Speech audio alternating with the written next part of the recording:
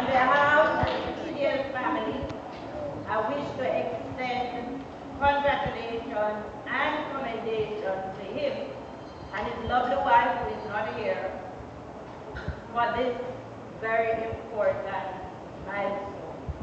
Ladies and gentlemen, I present to you none other than Mr. L. McPherson.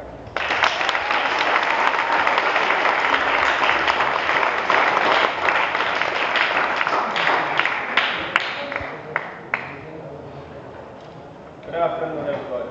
Good afternoon. I don't really need a mic, but if you give me one, I will use it.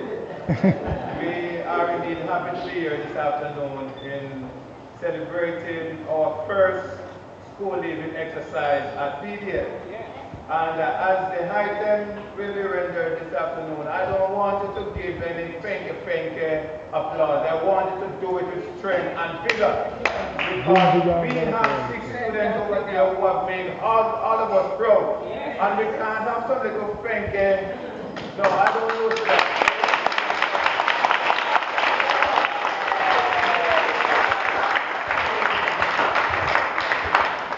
So as they present their items this afternoon and the different items that will be presented, I expect all of us to respond by giving them a hearty hand clap.